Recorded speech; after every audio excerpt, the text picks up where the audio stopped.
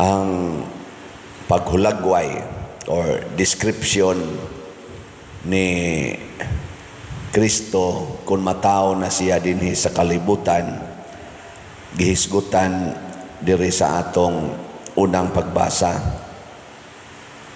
nga gipili ako sa Ginoo didto pa sa tiyan sa akong inahan, gihatagan ako niya sa akong ngalan, Hesus manluluwas. Unya gihimo niya ang akong dila sama sa usa ka hait nga espada. Pasabot inigsulti niya dunagyoy madutlan. Gipanalipdan ako niya diha sa landong sa iyang kamot. Gihimo ako niya nga usa ka talinis nga udyong. Pero nakaingon siya, kawang lamang ang akong kahago. Gigamit ko ang akong kusog sa wala lamay hinungdan. Kanabitang humanatog buhat sa tanang maayo niya isalikway ratas mga tao o kaha budhian ra ka sa tao nga imong gimahal. Makarilit ba mo ani mga asawa? Kanabang perti nimong higugmas imong bana, imo gid siyang giatiman. Nya didto ra ni ending sa silingan. Kasuway mo ana. Ikaw mo'y maghatag niya kahimsog sa lawas unya adto siya maluya sa silingan, muuli lang nimo kung masakito na. Okay ra na ninyo mga asawa? Kamusang mga bana o ingon ana ang inyong buhaton sa inyong asawa unya ang inyong asawa di gyud mo pakita og pagmahal ninyo, makaingon sa kay kawang ang akong pagbinuotan, kawang ang akong pag-alagad. No? Usahay sad kaming mga pari, mubati pod mi ana. Perti namong paningkamot pag trabaho din ni simbahan. Ya, libakon ra. Ana, no? Sipiat la gamay, nalay gamay masulti or mabuhat ang pari. Awa na. Wa na di na hinumduman tong tanan. Posible sad karon abot arong mga Agosto, binalhinay man ni, posible po nga. Wa ta din ni, nya, pulihan og laing pare. Naam sa ubang mga pare, nga kusog ay mangguba sa mga gihimos unang pare. Gubon ra sa ning ato din yung gipanghimo. Hastang kumbinto, gubon. O pa mahumagbayad, gubon. Ana, makaingon tan, mura magkawang, mura magsayang, pero dili di ay basta gipili ganitas Ginoo. Matod pa diri sa atong unang pagbasa, ang mohatag gid ay natog himaya og dungog ang Ginoo. Pasabot ang manluluwas dili din siya concern kung dawaton bagid siya dinhis kalibutan. Ang concern sa manluluwas ug nato nga mukuyog aning manluluwas mao ang pagpadayon, pagbuhat nga wa gyoy paghunong dinhis kalibutan. Buhaton nato ang gisugo sa Ginoo. Bahala nag may mutuo o sawa. Nana. Mubuhat ag maayo para sa kaayuhan sa uban. Bahala na nga sila nga mo'y nakatagamtam, budhian rata. Ana, may na lang na, kaysa magbuhat kag dautan para sa uban. Nya mura kag successful kaayo, kay gidaig kas mga tao, nindot pa kay kag sakyanan, nindot kay kag balay, nidako og maayo ang imong kwarta, imong mga anak na eskwela's mga nindot kay eskwelahan, kay dato lagi kay ka, pero imo daitong kinurakot gikan sa sudlanan sa nasod kay usa ka kakurakot nga politisyan. Di ba? Mudaog kas eleksyon, landslide, karong midterm election, unya bunga dito sa inyong pagpanikas kanang gitawag og vote buying o kaha anha ba sa dagdag bawas nga paagi sa pagdaog. Wa ba na ron sa atong umaabot nga eleksyon kanang vote buying? Wa na. Hoy.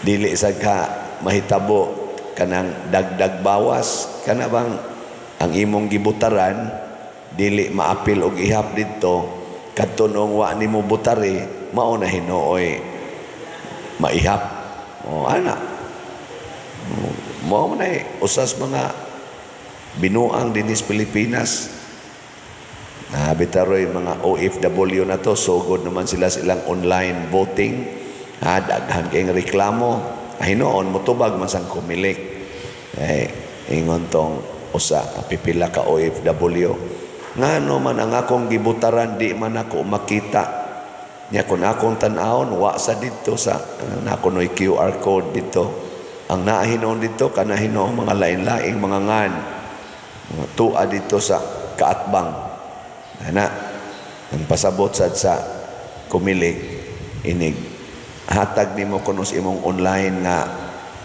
baluta inig sud na nimo dito dili kuno mo gawas ang katotoang mga ngan sa imong gibutaran isip murag resibo kay magamit kuno na sa vote buying kana bang ihatag nako nimong kwarta basta na print out dito nga naa na gyud kay imo kong gibutaran ninana ba vote buying man na siya haron kuno na malikayan ang mogawas kadto kuno mga lain-lain nga mga nga di nimo kayo mabasa aron di jud ka kahimo sa vote buying pero inig abot na kuno ana ngadtos counting mugawas na jud kuno to di lang ka ka-verify ang question na sad sa mga botante unya hain naman ang transparency o gi-adjust to dito unsa may among kalibutan unsa may among prueba nga pagsud na mos masin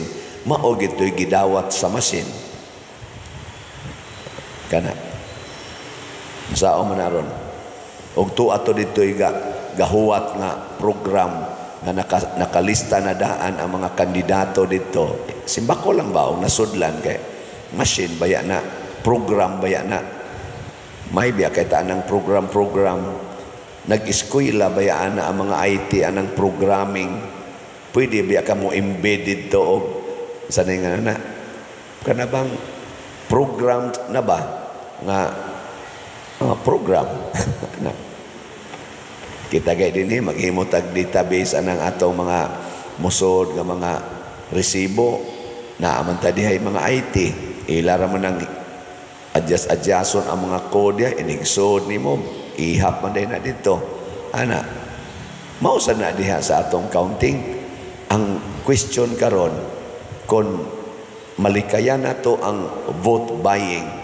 pinaagi sa dili paghatag og resibo sa machine kay katong resibo posible man to mo ipresentar dito sa mobayad sige check na malikayan unya katong dagdag bawas katong adjustment, posibleng adjustment dito sa machine. Daghan man sa mga IT ana nga nag-ingon, posible gina mahakra na ang mga machine sa kumilik. Kay automatic man na. Unsaon man toron pag depensa. Kung masudlan og demonyo ang mga nagkupot ato mga counting machine nga mokolekta kunuhay sa atong mga butar unsaon man na pagdepensa moingon lang kita salig lang mo sa kumilik unya kay ang mga kaso nga naa sa kumilik sukad pas una daghan naman jud kay nang mga kaso nga murag questionable gyud ang resulta unsaon man na nato pagdepensa hinaot unta nga ato ni siyang matagaan ang ato mga naa diha sa kumilik o sa ato mga dagko sa gobyerno administrasyon muhatag og dugang assurance o pamaagi nga kitang mga botante masatisfy nga kining atong pagbutar kinsay gibutaran nimo sa baluta na ihap gyud hangtod sa pagdeklarar mao gitoy na ihap og kini nagkinahanglan og Diyos nun nga kinaiya. Kana bang batasan nga Diyos nun? Honesty. Nabay mga honest karon nga nagdagan sa atong eleksyon? Na? Tubag. Na ay mga honest nila o basig na mo'y atong butaran. Hay may mga na ay honest karon, Team Marcos o Team Duterte. Kamo na bahala mo diyan. Maniid lang sa ta. Mailhan man nas ilang sinultihan, mailhan nas ilang binuhatan. Kinsa nila ang kusog ay mutago-tago, kusog ay builad-ilad. Makalibog magina sila. Pero sama sa atong pagpaningkamot nga makakita sa kamatuoran diha sa atong mga lain-laing sektor, gamiton ra sad nato diha sa atong pagbutar.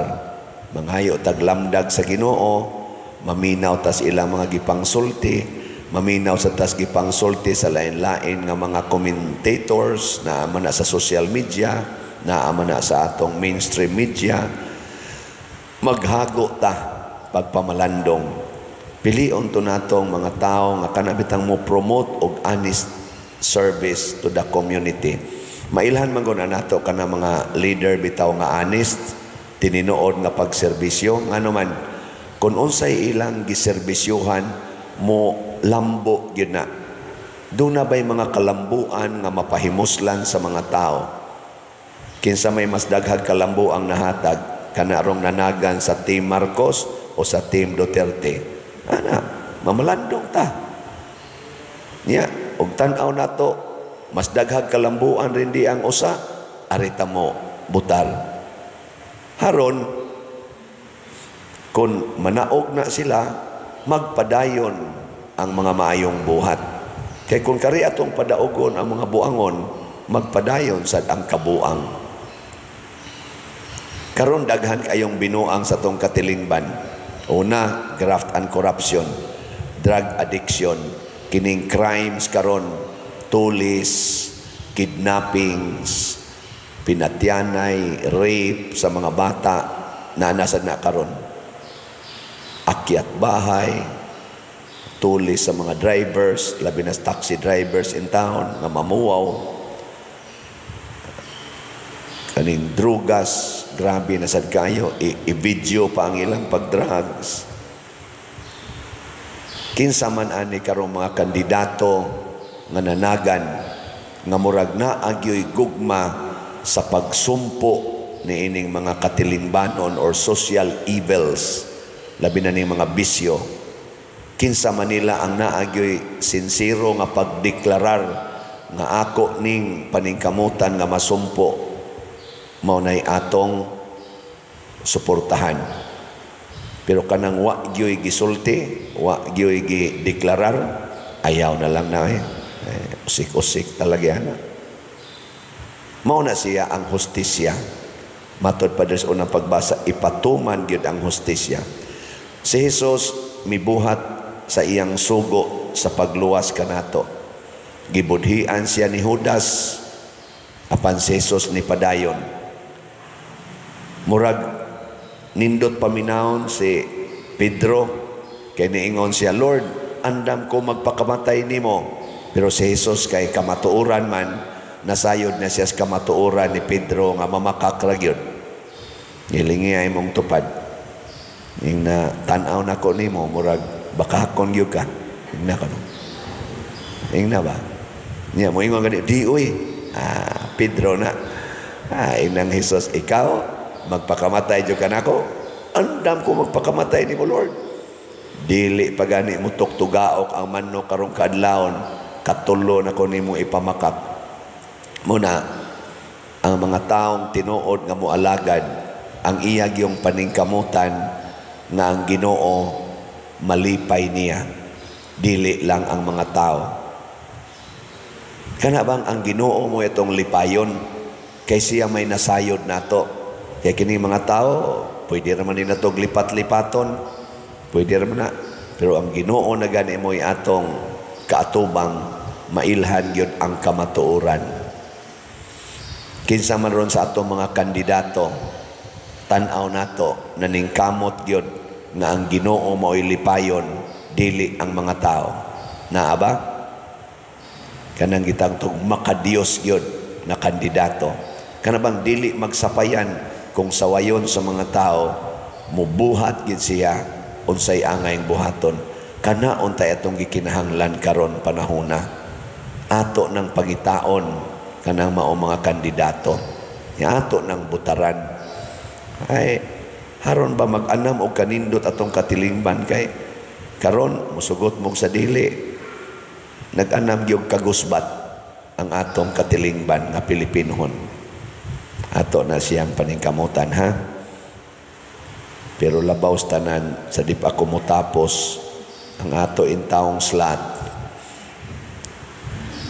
Ang slot ba, wala sa taroy report, pero karong si Manaha, kitang tanan, mupalit yung slot. Bisag usa lang ka slot, karong Holy Week, ato ng commitment. Saman, deal or no deal? Biliban ako ninyo. Kamong mga online parishioner, deal or no deal? No deal, Pader. Ay natunta nga deal ta na. Niya, gabi idi ay ako lang hisgutan nindot kayo ang presentation dire mga sugilanon sa gugma, sentros pamilya. Motoy atong first day sa recollection gabi. Pero subok palandongon, wa man kapuno sa simbahan ang nanambong gabi. Nindot trabaho ta kayo ang mensahe sa drama about sa pamilya, kanang saad sa managtiayon, for better or for worse, in sickness and in health, till death do us part. Gipakita dito sa mga actors ni Monsignor Tingting ang kahas, ang mga nindot kayo nga pagpresentar sa gugma. Unta katungwa manambong gabi karong gabi na naman sa tay recollection, ako may mo tok-tok ana mailhan unya ni kinsay nagmahal sa inyong parish priest. Una na kong imbitaron ang mga mandated organizations. Obligatory ang inyong attendance. Di gani mo attend, mga hudas mo. Mandated organizations, ato ning itong secretary, Sister Edna, Sister May, o uban pa. I-chat na ng tanang mandated organizations. Bahala na gihilantan mo or himatyon mo, panambong mo din kung dili mo gustong maimperno. Di ba? Recollection ko na siya. Na siya. O kamong katawhan. Nga, sugod na sad ugma, dili day, ikaugma, naasad tayo gitawag og Station of the Cross, human sa alas 6. Kanya, sugod sa Huwebes, Bernes ug Sabado, kada alas 6 sa buntag, wa man tay misa, pero naatay gitawag og tinieblas, kanang pag-ampo sa kabuntagon sa simbahan. So, kamusang tanan, anhigyapon mo dinhi, Huwebes sa buntag, Bernes ug Sabado, magtiniblas ta, dili na misa o sana kapag ampo sa kabuntagon or sa anang matag-adlaw. Ato ning gibuhat aron masuod tas Ginoo, aron ang tanan atong buhaton Dios non, dili lang tawhanon. Nindog na ta.